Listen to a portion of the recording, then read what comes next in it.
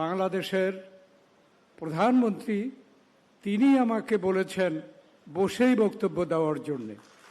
তাই আমি প্রথমেই আমাদের মাননীয় প্রধানমন্ত্রীকে আমি ধন্যবাদ জানাচ্ছি।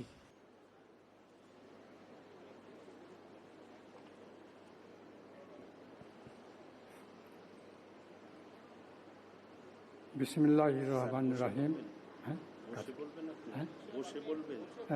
বললে ভালো হয়।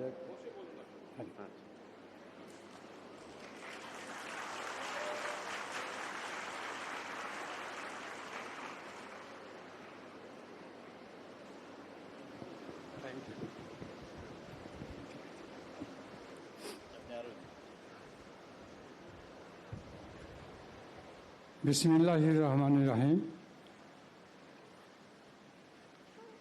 শ্রদ্ধেয় সভাপতি,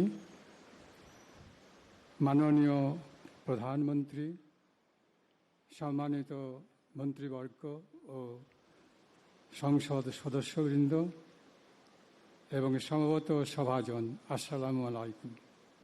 বক্তব্য রাখার আহ্বান জানাচ্ছি যিনি প্রবাসে থেকে মুক্তিযুদ্ধে ভূমিকা রেখেছিলেন, আমাদের সকলের শ্রদ্ধেয় নেতৃত্ব, বিএনপির স্থায়ী কমিটির অন্যতম সদস্য, সাবেক মন্ত্রী,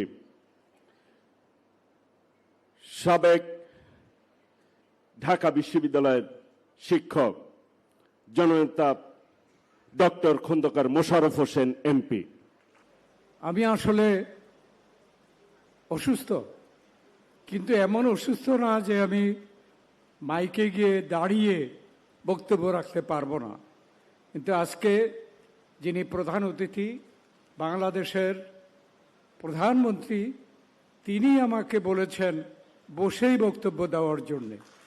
তাই আমি প্রথমেই আমাদের মাননীয় প্রধানমন্ত্রীকে আমি ধন্যবাদ জানাচ্ছি।